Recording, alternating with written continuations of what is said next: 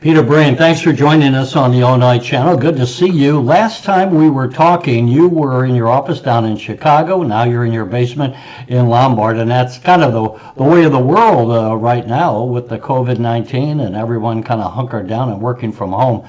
But you're also running again for the Illinois State House, and that's why we wanted to do an interview with you. You're running for the 48th District, which you represented for 4 years before you lost an election. I guess it was about 2 years ago when you lost, and so you're going back again. What made you want to come back and give another shot at being a member of the State House? Well, Terry, I'll tell you, we had, at the time of the last election, we had just adopted a new baby. I mean, within 12 days of the last general election. And our two little guys are the reason that I'm running again. Because I've seen so many people fleeing the state.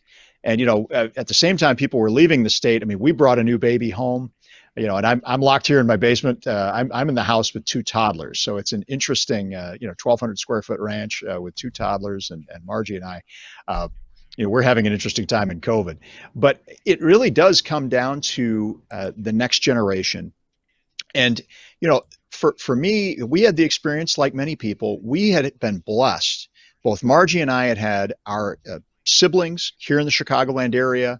Our living parents were here in the Chicagoland area.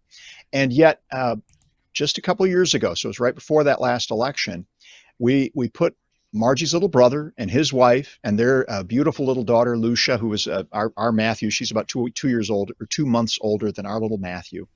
We had them outside our house, and I can still see it clearly in my mind today. They're in the U-Haul. With they had the SUV in the front, pulling the U-Haul in the back, and we've got, little Lucia in the back, and there's Mike, and there's Jen, and we were saying goodbye to them. And he had told me, I just don't see a future for myself and my family here. And it was the corruption, it was the taxes, it was the job opportunities, and he left. And so, and now since then, I've had other members of our immediate family who said, look, I've just had enough of being in Illinois. And we're losing 50,000 people or more every year out of our state. Something has to be done.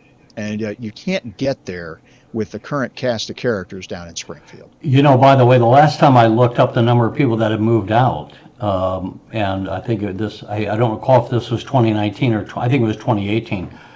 The actual number that moved out was 105,000.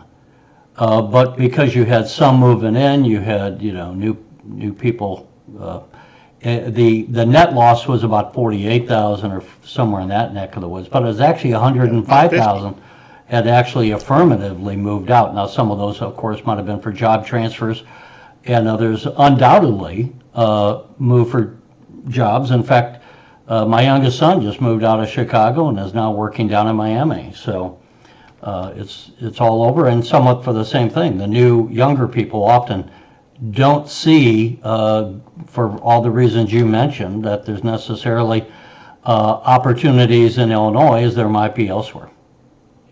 Well, and that's the really troubling thing. It's not seniors who have saying, hey, we want to move to Florida or wherever. It's working age folks. And so when it's one thing when a senior goes to Florida and retires, they leave and sell their house to hopefully, young family that's starting up. And so you've got kiddos and that's an expansion. It can still be a positive thing. We don't want to lose anybody, certainly, but at least you're not losing, the kids and the whole family. When a working age person goes with their family, they take a whole generation of children and all the energy and vibrancy that they bring out, and it's gone, and they're not coming back. And so that has been something that really, it's a grave, grave concern when working age folks leave Illinois. That you can't get those folks back. And again, we lose their kids, we lose generations when you have those folks moving out. Let's get into that, but one of the things that I wanted to mention to the audience is I'd been wanting to follow up with you because I knew you were running again for the State House, but what really drew me to call you just at this time is I saw you did a Facebook Live recently, which, there again, new technology, right? You used to take a TV station. But you were doing a Facebook Live. This was on Friday, August the 21st, last Friday as we record this. And you were mentioning how you were being smeared by your opponent and the Democratic political machine. I want to play a bit of that. I think your actual live ran maybe in the area of somewhere between 5 to 8 minutes or something like this. I edited a portion of that so the audience could see what we're talking about. I'll play that now. This runs about 1.5 minutes. People are asking me, like, what in the world? Why are they trying to tie you to child molesters? And you're sitting there going, last I checked, that's not really my thing. And in fact, not just that. In the last election, they tried this. CBS 2, Derek Blakely, actually did a fact check on Tara Costa Howard and the Illinois Democratic Party's attack on this and rated it false. So fact checked by one of the major networks, false, totally false, absolutely, outrageous. What do? They run the same false smear again. So this isn't the only mailer you might have gotten. We're up to 1, 2, 3, 4, 5, and now 6, at least that I've been given. Again, all of them paid for by Mike Madigan. Every single one of them. Probably $100,000 spent by Madigan to support Tara Costa Howard, keep me out of office. I just wanted to come on and address this trash, because when all of that goes through, that's the reason people won't run for public office, because they get just buried in mail, utterly false, and so it demoralizes most people. And I understand that. I absolutely do. And so the audience now can have an idea of what it was that you were talking about on the 21st. I'm going to editorialize a little bit here, Peter. The thing is, we've just went through this whole Russian collusion influencing our elections and all that, as if we're supposed to be concerned about that. I would say we are supposed to be concerned about that. But when people lie about a candidate, and I've seen some other lies on different candidates, someone posted how the president is going to take away your Social Security. Well, that's absolutely false. He said he's not going to do that. He couldn't do that if he wants to. He doesn't have the authority to do that, even as President of the United States. If we vote against someone because there's a lie, then I think that is taking my vote. I want to either vote for a candidate or against a candidate based upon their positions. And one of the key things the Illinois Channel tries to do is allow candidates such as yourself to say what you're for, what you're not for, and then the people can make up their decisions going forward. But I really take personally a very dim view of when people were putting out campaign literature or any other form of media that just smears someone and totally distorts what their record is and who that individual is. Well, and the thing here was, this is one of the most offensive smears that you can level against somebody, trying to tie them to accused child molesters. And the reason I really caught it was they used it last time, and literally, Derek Blakely came and he came to Lombard, visited with me, and it's even still on the ABC7 website. They fact checked it, said it was false. Said it was absolutely false. Trying to tie, they were trying to tie me to some guy in Alabama that apparently 40 years ago was accused of doing things that he, were, just outrageous, wrong, and evil. And I'm sitting there going, how am I tied to that at all? And so that's what you get with, the Madigan money. And of course, it's paid for by the Democratic Party of Illinois. We all know that is the way Madigan funnels his money to his candidates. Even J.B. Pritzker recently said he's not going to give any money anymore to the Democratic Party of Illinois because it's a Madigan-controlled committee. And so, for me as a candidate, I do not have the millions of dollars, and we've seen in the ComEd deferred prosecution, which was nothing new to any of us in Illinois politics. We know that Madigan runs, his committees as a pay-for-play scheme. And Terry, I'll tell you, Facebook Live has been one of the ways that I have been reaching out to folks in my district. Tens of thousands of people have watched my videos. I did one on the Madigan money machine. I did one, just the one that you showed, about some of the lies coming up in the campaign. And you had mentioned, Trump was going to take your Social Security. I mean, that's just outrageous. But what's even worse is they run lies like that against state house candidates who have nothing to do with the federal elections at all. In fact, another thing was let's see, Republicans want to scrap health care, saying that wanted to take away pre-existing conditions. The problem is, in Illinois, we actually have a law requiring pre-existing conditions, and I voted for it. And I'm sitting there going, well, what in the world are you talking about? And even it's funny, they have little references at the bottom, but the references aren't specific. And so I can't even figure out what they're talking about half the time. But either way. Well, and let me say too, so that's that. Yeah. This is not to editorialize for Republicans or against. I mean, we're nonpartisan on that. We'd be happy to, and we obviously carry the governor all the time. In the state of Illinois, you have to go out of your way to talk to Republicans. So we carry Democrats all the time. That's not the point. The point is that we want to have the voters who are out there getting a good idea about, number one, what are the issues, what are the candidates standing for. So we're happy to give a platform for candidates. And I have long said, and I've worked at C-SPAN, as people may know, in the past. I've covered the Illinois State House for 20-something years. I like people that will run for public office because I say, we don't have democracy without elections, and we don't have elections without candidates. And it's not easy to go out there and knock on doors and call people up for money and to be a candidate. It's a very difficult thing, and you put yourself out there publicly for ridicule. So, God bless the people that do that. I know many people I've talked to over the years, they go, I would never run for office because I don't want to be in that position. But then they have someone come out with just a blatant lie and smear, whether it's about you or just anybody, that's just wrong. I mean, that's me editorializing, but I say, look, we as the voters have a responsibility to the candidates as well, and that's to be fair to them. We can reject their ideas, but at least let's make sure that we're not buying into this. And I would hope that we could raise the issue of these smears against candidates so that we make it no longer tolerable for these political campaigns to engage in this kind of dirty politics. That said, that's the only thing. Yeah, I'll let you respond, and then maybe we can move on to some of the other issues. Well, and I'll tell you, Terry, this is the thing. The only way this stuff stops is the voters stop responding to it. Because I'll tell you, after the fact check on ABC7, and obviously, Chicago network media does not do fact checks on little state rep races out in the suburbs unless it's important. Well, after that fact check was published, they didn't pull the ad.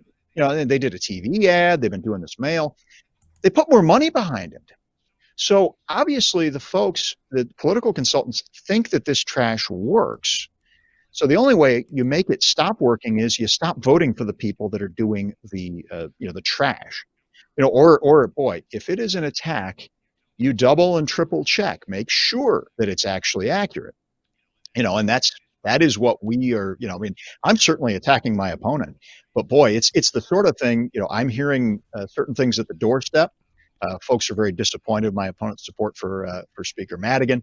And so we're really, saying to them, hey, this is what happened. And, kind of telling the whole community about what my opponent did, told him that she'd be independent of Madigan, and then went down there and voted for him, took $1.5 million from the guy, and still taking his money today.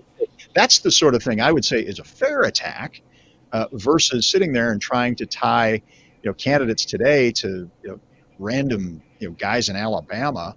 I don't even understand how you could tie me to it. There's also, I was going to say, there's also a tactic, and in your Facebook Live, you alluded to it. Again, we only took a portion of your Facebook Live, But this is a tactic that's been used many times across the country, and it's been, frankly, by both parties. It's an unfair tactic. They said you were, I forget even the issue, but you voted against something. And it turns out the reason they said you voted against something is because you voted against the budget, the state budget, which is in the billions of dollars. I mean, the current state budget is something like $45 billion now. You know, when you vote against a budget, you're allegedly voting against everything, but not specifically. And then they'll take one little sliver and say, you know, he's against plastic straws. Well, or whatever, you're against something. It was, I mean, Terry, they said specifically that I voted to slash funding needed to process untested rape kits to put rapists behind bars. I mean, think about that. And I looked at the citation and I went back to the bills. I said, well, when did I vote against that? I mean, for heaven's sakes, I'd never vote to slash funding for that. It's 2,000 pages of budgets. And that was at a time when our budget was still 36 billion. So it was still, you know, still a lot of money. So I voted against it because the thing was wildly out of balance. Well, I wasn't voting to, you know, slash funding for anything. I was voting to actually, you know, do a balanced budget correctly. But again, you know, if you're a voter and you don't know how these things work, you're going, oh boy, this guy must be terrible. And again, it would, if the voters start rejecting this, the political consultants will stop using it. Well, so that's really the only solution to it. And that's what I would say. Look, if you have a candidate who's for gun control and you're against gun control, then vote against that person. And go on down the line of issues. You know, support the candidates that support your views. But let's not be engaging. And again, this is where I think we, the voters, have a responsibility to our own democracy. Let's not be falling into the traps of buying into the lies and rewarding lies and distortion. That's something that I take personally because it goes right to the heart of what I'm working on.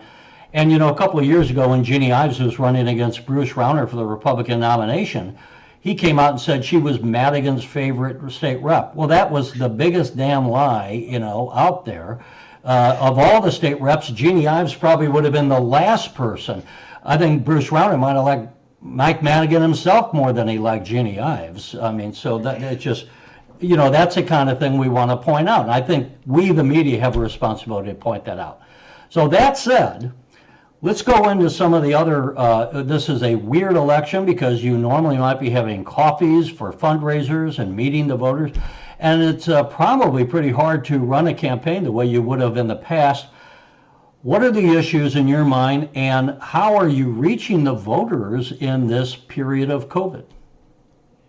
Well, and the critical issues right now, I mean, our country is in a mess.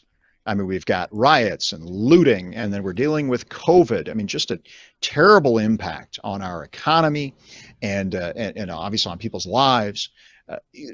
The real issue I see is what are we going to do next? Because in Illinois, we have a political class that has bankrupted us. They are horrifically corrupt. They've created a terrible bit. I mean, it's known across the country as one of the worst places in the country to do business. We've got one of the highest tax burdens. And so how do we come out of COVID with a crippled business climate when we have to be, I mean, we are competing against all the other states of the union and everybody else has a better climate. And we knew we already had people leaving before COVID.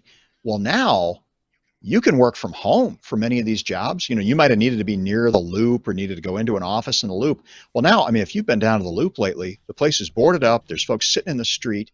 You know, we have a couple people. We have a skeleton staff at our office down there, and one of them was accosted by someone walking to the train. I mean, and so right now we've got to do everything possible to make ourselves the most attractive place to bring jobs, do business in the country. And I am not seeing any willingness by the Democrats to do that, much less my opponent. You know, my opponent, I mean, so I mean, this is a place, I'll give you a legitimate campaign attack. I've got an opponent that ran saying, I'm going to support small business. Well, the National Federation of Independent Business, that's the small business group that works in Springfield and across the country. They just put out their ratings. You know, I was 100% rated every time. My opponent just came in with a 25% rating. You know, that's an F minus. for those following along at home. And so that's somewhere where I am going to push that as a campaign issue. I think it's a fair issue, and one where we say, hey, when you're doing that, how are we going to recover? In other places, we got the graduated income tax hike. You're going to see a lot of money and everything spent there. I think a legitimate attack is my opponent last time during the election told the people of our district, because we have a well-off district, between 70,000 and 120,000 average income for our households. And she told the folks in the district, I will vote against that graduated income tax hike. And then when the vote came, she voted for it. And, Madigan had put the arm on her and said, hey, you're going to vote for this. And the whole Democratic caucus decided to stick together. Well, how are we going to come out of COVID and be seen as a destination for people if we are pursuing these sorts of policies? So those are my critical issues. I also want to go into modernization. One of my Facebook Lives, I went to the DMV, showed the line, which is outrageous. People are standing out hundreds of people in 90-degree heat doing something that, frankly, if this were a private business, you'd be doing it on an app from the comfort of your home. But because it's the DMV and, which is a Democratic patronage machine, you're having to go and wait in line. And so that was another theme that I saw, which is instead of having a government that's facing 1830, we should be looking to 2030. So those are some issues that I've flagged very much, in this time of COVID and riots. We can talk about public safety as well, which is obviously a huge issue for people today. How do you reach out to the voters? You're doing it on Facebook, but is there a way for you to meet at all with the voters face to face? Are you walking the district or? We are. I'll tell you, Terry, so here's the thing. I can go and knock on doors, but I'm wearing my mask and, you're trying to juggle your campaign literature and, your sheets and wear your mask and do all that. So it's a little bit difficult. I had I'm sure it's comfortable to wear that mask in the heat of August too, right? It is very difficult, man. And I was trying to talk to somebody through it, and the nice lady at the door said, I don't need any lawn services. And I'm like, no, I'm running for, and I held up the little flyer and I pointed and said, that's me, here it is. And she was like, oh, okay. So you get, you try to keep a smile on your face and do the best you can. And, folks appreciate the effort. But you do that, you do the Facebook, you do phone calls and things like that, a lot of these virtual meetings, and, folks understand. But I will say, the people have more time to some extent to investigate. And so folks are watching my Facebook Live videos that may not otherwise. And what I always have tried to do for, the last, the 4 years I was in office, in the legislature, and even now, I want to pull the curtain back and show you what's going on, that insider's view. And folks have really appreciated it. And if you look at my Facebook page, you will see thousands of people viewing many of my videos, which I would have said is unheard of just a year ago. Well, when you go out and do the face-to-face, or actually, let me ask you this. Last time you ran, when you lost, I don't remember, how close was that election? Imagine this, Terry. So in DuPage County, we had the worst election cycle for Republicans since 1932. It was worse than Watergate. If we'd had a Watergate-style election, all of the DuPage Republicans would have kept their seats. So folks were really mad last time. And so I went from 2016, where I won the race by 13 points. So Donald Trump at the top of the ticket loses my district by 17. I win by 13. And then this last time, I lost by 7. So we went from about we were an R plus 6 or 7 district to a D plus 3 in one night. What accounted, was it a throw the bums out and they were just voting against incumbents? Was that the issue? And what in your estimation would be different in this election cycle versus last time? I've got to tell you, the thing that I would hear at the door, and you hear a lot of things at the door, and you're never quite sure, where are people thinking? But what I heard consistently was I would go and talk to a voter. Sometimes they'd invite me in their homes, and they would say, "I have no problem with you. You're doing fine, but you know what? I am not voting for any Republicans because of Trump." And so, there was a lot of anger there. And in Illinois, normally we as a state Republican Party have been able to kind of have a little bit of a different personality from the federal, Republican Party. So, because Illinois has been going against they've been going for the Democrats on the federal level for many years now. But so there's always been a very distinct state Republican Party. Obviously, we're all kind of connected to some extent, but there's been a special thing that you say, well, the Illinois Republicans are different and really focused on the issues that matter for folks in the suburbs and downstate and for the city too. And in this last election, there was antipathy for the governor. And so there really wasn't this separate, likable, Illinois Republican that allowed folks to, they could latch on to and say, well, they're different than what's going on in DC. And again, folks were not happy with the president. What I've seen in the recent months, obviously, folks are not loving the president in my legislative district, but they are not as mad. So there was a lot of anger. And, when folks are mad, they're going to do some things, that maybe they go, yeah, I'm going to sweep every Republican out, anybody with an R after their name. I'm not seeing that this time. And, in the polling and then in the response at the door, it's actually kind of funny. I don't hear that much about Trump at the door when I'm talking to folks, when we're going to swing voters, going to those folks that are in the middle. No, they want to talk about the issues that are facing the state. And the economy is really the number one thing I hear about from folks. And if that's really where people's minds and hearts are, then look, I mean, I think we win this election. And again, I'm obviously I'm a partisan, but I really believe that the Republican side in Illinois has a much better vision for getting us out of this economic mess and helping us to grow in the years to come. Yeah, there's, the economy is always it's always an issue. It's an issue every election cycle, especially right now with the shutdown. It's got to be very hard just on everybody. And I just feel for all these, especially small businesses who are going through this shutdown and the restaurateurs and the bars and all this. And, I don't know really on that who to blame. No one likes wearing the mask. No one's liking the shutdown.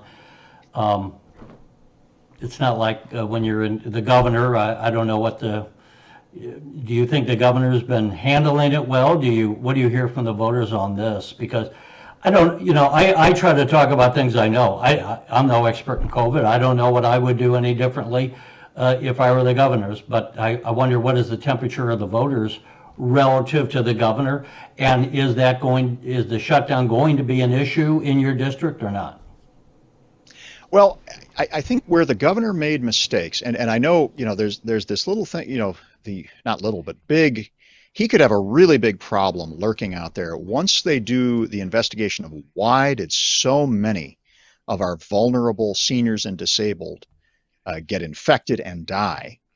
Because it looks like there was some real issues. His executive orders may have wiped away certain regulations that, and whether he knew what he was doing or not, may have caused real problems with our long-term care facilities. But apart from that, because that's going to come down the line, we'll see what happens there. Apart from that, the real problem I've seen is treating everyone equally. So when you see the small retailers get shut down and yet the large retailers are getting to sell those same products and be open, for full business, that was a huge, huge issue, because the number one source of jobs, the number one way that people, raise themselves up is through those small businesses. And they're the most vulnerable to, these economic pressures. That was a huge, huge problem that I saw. The other was at the unemployment office. I got to tell you, I have been working to try to get folks their unemployment benefits, and obviously, you had people's personal information released on the internet. They weren't getting things, the gig workers, folks that are doing, independent contractors.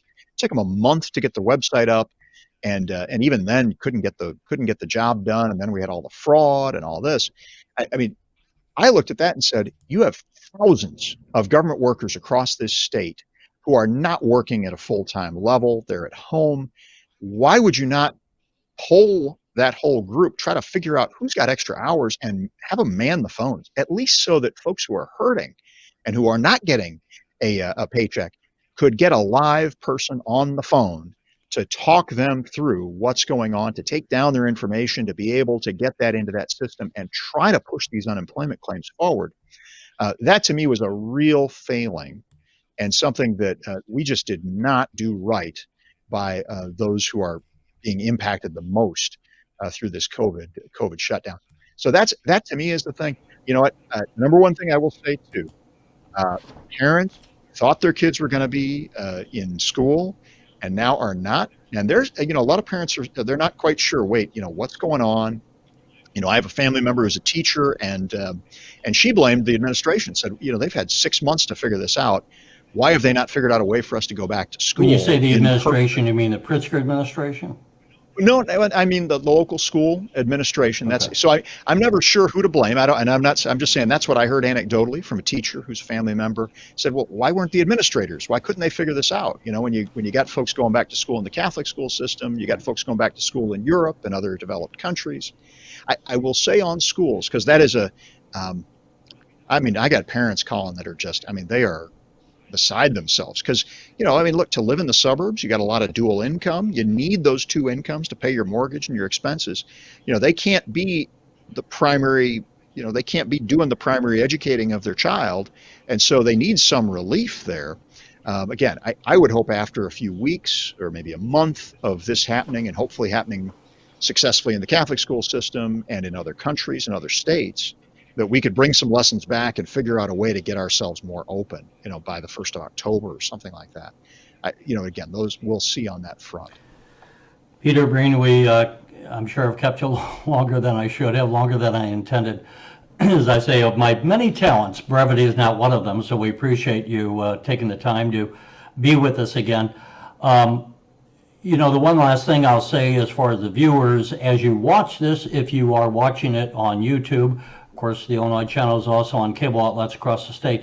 But if you're watching this on YouTube, leave us a comment. Tell us what you think the issues are and give us your opinion of what you've heard here, either about how we should be treating the candidates or what you think are the major issues that you'll be voting on.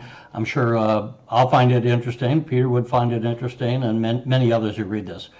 Peter, we'll close out unless you have any. I'll give you the last word. Thank you. The thing I will say, and this has been a truth now for many years in Illinois, our greatest threat is despair and despondency, believing that we can't get ourselves out of this mess. We have incredible people still. We've still got this huge group of people that are just wonderful, great education system, infrastructure, all of that. The one thing we've got wrong is our broken government, and it's broken at a variety of levels in a variety of ways. And the problems are evident. All we have to do is get that government kind of out of the way of the productive, wonderful people of Illinois to fix these issues. And we can really turn this thing around, and it can be turned around quickly. So please remember that. That's the message I give to everybody. I always want to end on a positive note, because talking about Illinois government can often be very depressing. But again, we have the ability to take this thing back and turn it around even quickly if we the people, take back our government. All right, we'll let you go with that. Peter Breen, again, thank you so much. Thank you, Terry. Thanks for watching, and if you haven't already, please consider subscribing to our channel. And while you're at it, please leave us a comment. Thank you for watching.